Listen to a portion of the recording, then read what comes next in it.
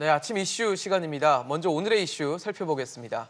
오늘 아침 이슈로는 청와대 참모진 주택처분 권고, 또 건강보험 보장률 1.1%포인트 상승, 또 한진가의 이명희 폭행 혐의 공판, 이 세 가지 이슈 차례대로 살펴보겠습니다.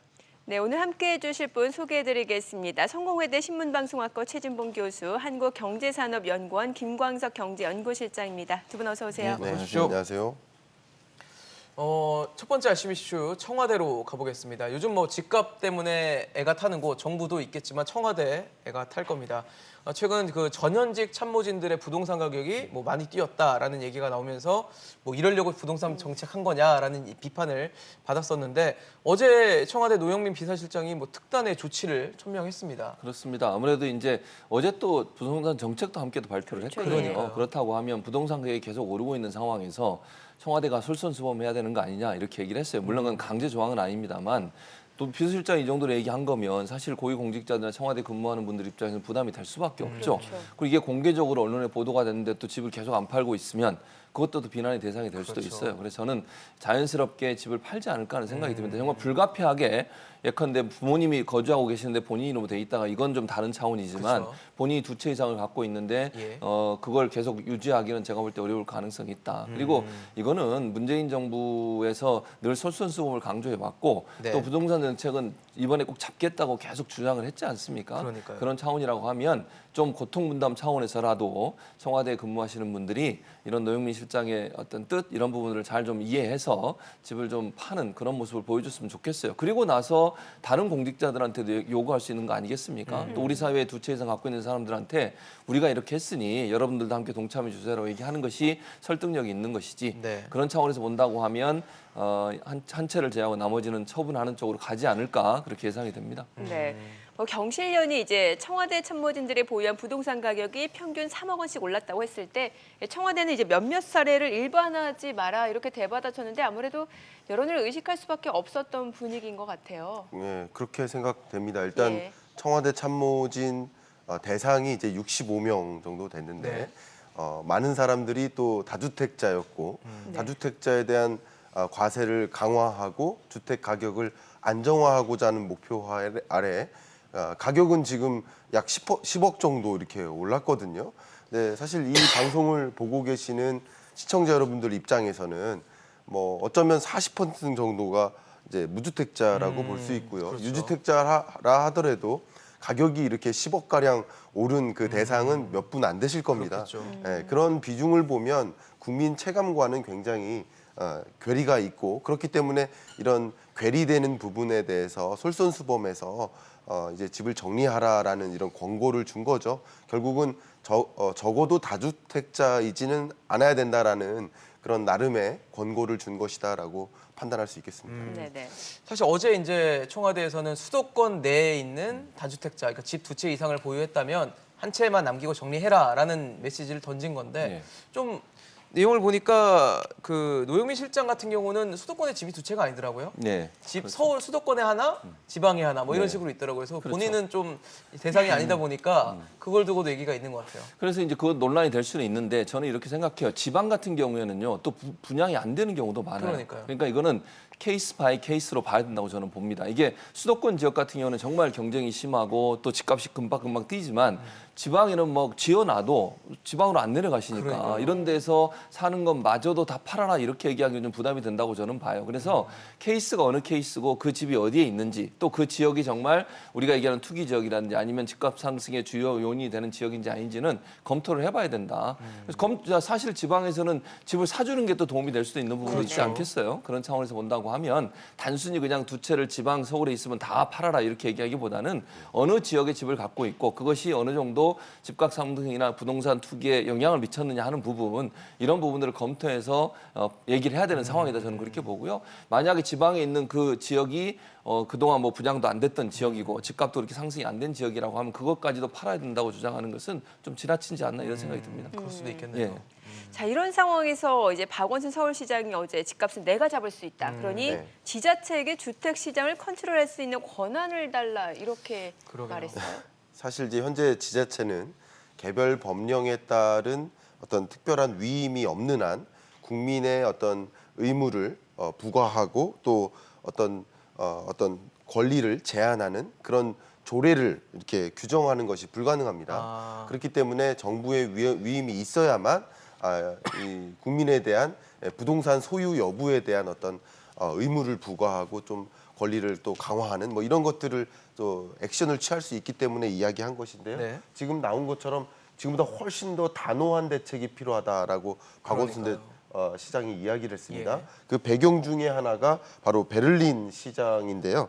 베를린 시장 같은 경우는 임대료 동결 조치를 내렸습니다.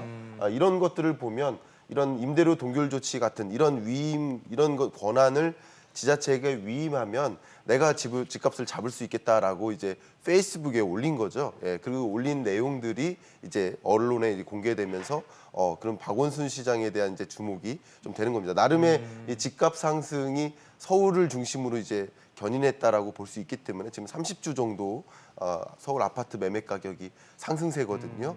예, 이런 것들을 보면 결국 박원순 시장이 나서야 된다라는 자신의 어떤 메시지를 좀 부여하고 있는 것이다 이렇게 판단할 수 있겠죠. 네, 그 네. 말씀하신 뭐 베를린 시장의 예를 봤을 때도 지자체장 권한으로 임대료 동결하고 또 보유세 높이고 그다음에 부동산 투기로 번 돈은 끝까지 회수해서 집값 안정을 내가 시킬 수 있다라는 게 박원순 시장의 얘기인 건데 사실 이런 억제 정책, 의지, 뭐 방법 이런 것들 그동안 정부가 쭉 해왔던 거 아닌가 싶거든요. 그렇죠. 해왔었죠. 그런데 이제 그 부분도 박원순 시장 입장에서는 성에 차지 않는다는 얘기예요. 더 세게 하겠다, 뭐 그렇죠. 이런 얘기군요. 예, 그런 얘기죠. 그러니까 강력한 조치를 하겠다고 저는 보여지는데 그런 의지라고 보여져요. 물론 본인이 지금 할 수 있는 상황은 아니지만 예. 정부에 그런 요구를 하고 지자체가 그런 역할을 할 수 있도록 권한을 이임해달라고 하는 것은 결국 베를린 시장처럼 임대료 동결 5년 이거 아직 못했잖아요. 우리 네. 같은 경우에. 왜냐하면 우리 정부도 하려고 하지만 저항이 커요. 그러니까 하더라도 아주 조금씩 갈 수밖에 없는 상황이거든요. 그리고 지금 뭐 공시가격 현실화 문제도 공시가격 현실화가 100% 됐다고 보기 힘들잖아요. 그렇죠. 지금. 그것 때문에 얼마나 강남에 사는 분들이 지금 반발이 큽니까?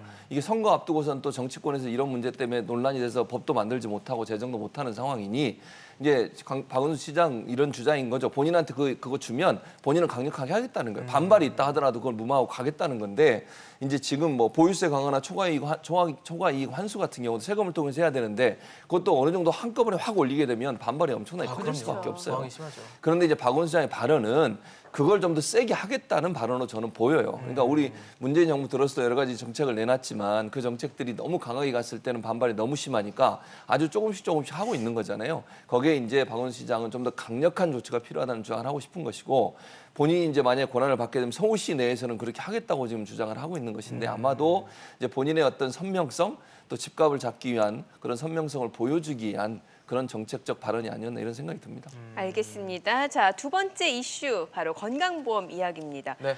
문재인 케어의 핵심이 바로 비급여 항목을 급여 항목으로 늘려서 이제 건강보험 보장성을 강화하겠다 이거였는데 자, 그러면 그동안 얼마나 이 건강보험의 보장성이 강화됐는지 결과가 나왔잖아요. 네, 이제 매년 실시하고 있는 국민건강보험 이 공단에서 이 조사를 실시하고 있는데 실태 네네. 조사를 합니다. 네. 지금 2018년 결과치가 지금 그래프를 통해서 이제 제시될 텐데요. 63.8%로 네. 사상 최고치라고 볼 수 있죠. 63.8%요. 이 건강보험 보장률 자체가 지난 2017년 기준 62.7%에서 2018년 63.8%로 1.1%포인트 상승한 거죠. 네. 네, 근래 들어 이제 가장 높은 수준이다라는 것을 확인해 볼 수 있는 거죠. 네네. 사실 뭐 지금 그래프가 나오고 있긴 하지만 네. 1.1%포인트가 상승된 건데 네. 뭐 보시는 분에 따라서는 뭐 고작 1.1% 가지고 이렇게 생각하실 수도 있는데 그러지 않습니다. 사실 전문가들 사이에서는 네. 이 정도 올리기 정말 힘들다라는 그럼요. 입장이에요. 만약 1%를 올리려면요 예산이 1조 원이 들어가야 돼요. 아. 보험 보장률을 1%로 올리는데 1조 원이 들어갑니다. 그러니까 1.1%라는 게 그냥 숫자로 보면 적은 것 같지만 그러니까요. 상당히 큰 거예요, 저거는. 그리고 실제로요.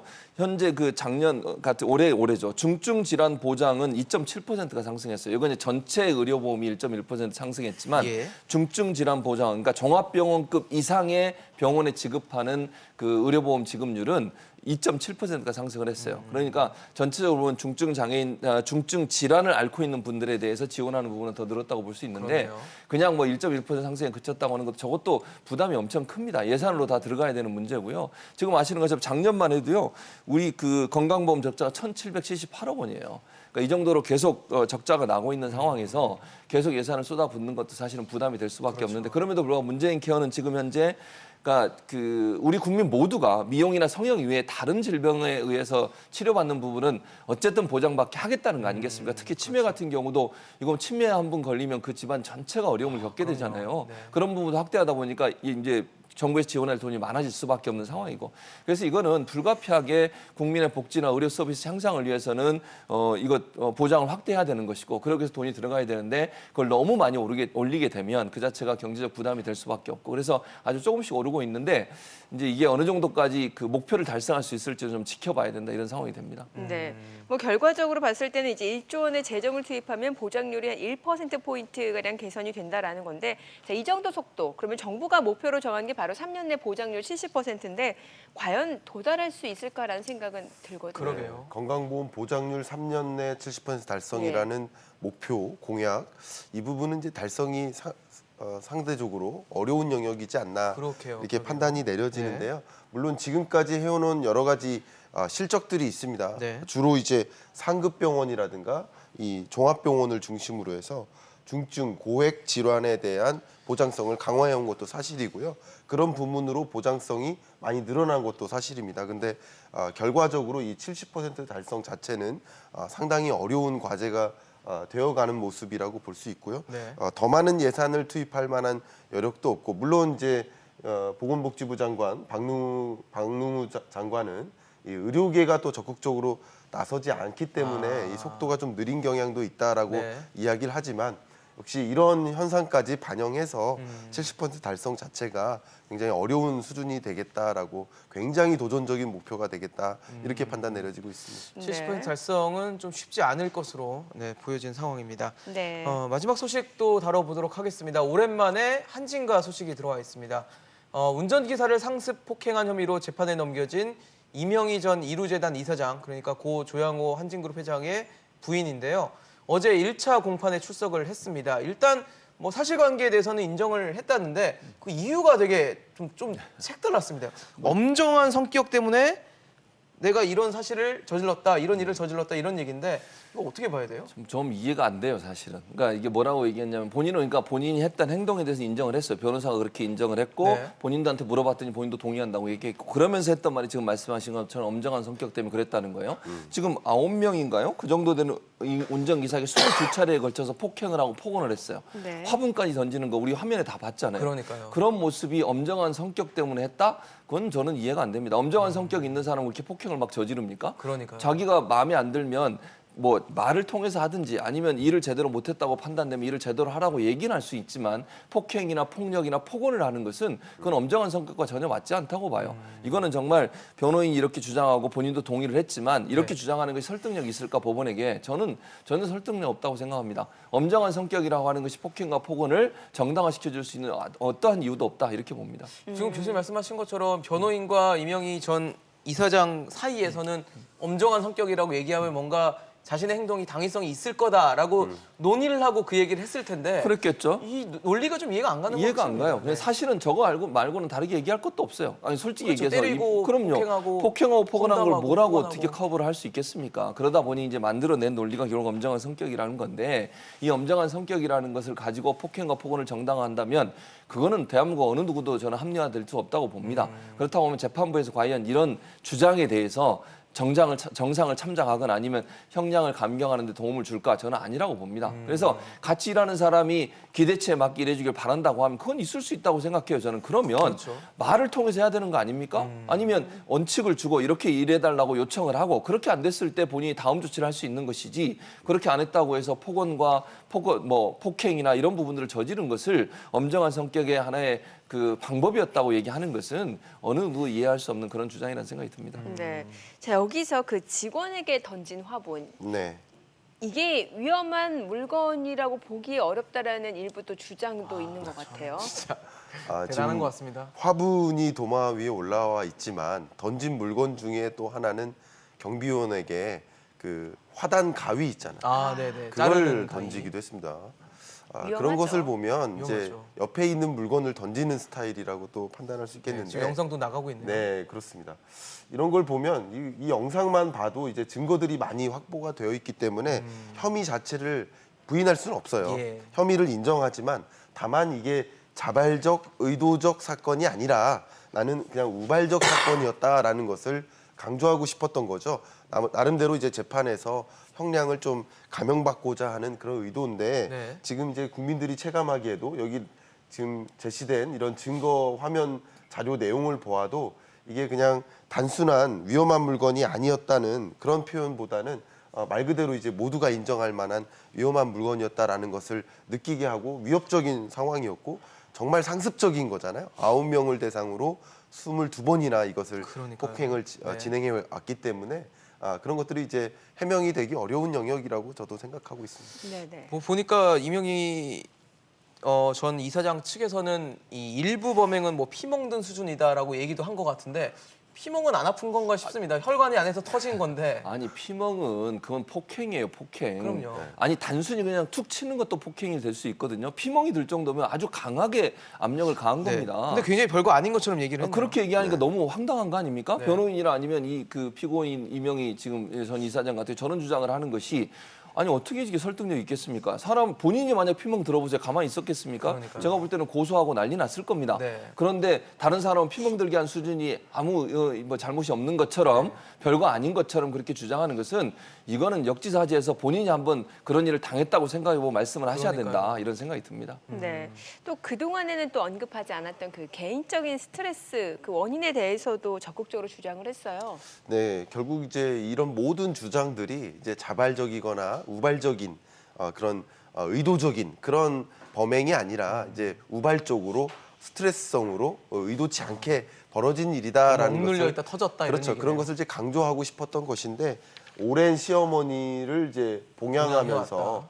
평생 이제 스트레스로 인해서 우발적으로 행동했다라고 하는데 아마 이 시어머니를 이제 봉양하시는 우리 시청자 여러분들 입장에서는 그게 과연 사유가 될까 하는 의문이 힘들죠. 들 만큼 힘들고 스트레스는 그렇죠. 받겠지만 이게 이런 행동으로 이어진다는 건 좀 납득이 안 가는 건 그렇죠. 맞는 것 같습니다. 납득이 안 가는 그런 대목들이 굉장히 많기 때문에 오히려 이제 많은 국민들의 공분을 사고 있는 그런 모습이지 않나 이렇게 평가 내려집니다. 짧게 한 가지만 말씀드리면 예. 우발적 행동은요. 반복적으로 진행이 안 되는 걸 우발적 행동이라고 하는 거예요. 9명에 대해서 22회에 걸쳐서 폭행을 하고 폭언을 했다. 이게 우발적 행동이라고 누가 이게 믿을 수 있겠습니까? 반복적으로 상습적으로 이루어지는 것은 우발적 행동이라고 도저히 볼 수 없습니다. 이거는 네. 뭐 기본적으로 계속 그런 행동을 해왔기 때문에 우발적이라고 주장하는 것도 사실은 설득력이 없습니다. 네, 알겠습니다. 오늘 김광석 실장, 최진봉 교수와 아침 이슈 짚어봤습니다. 잘 들었습니다. 네, 고맙습니다. 감사합니다.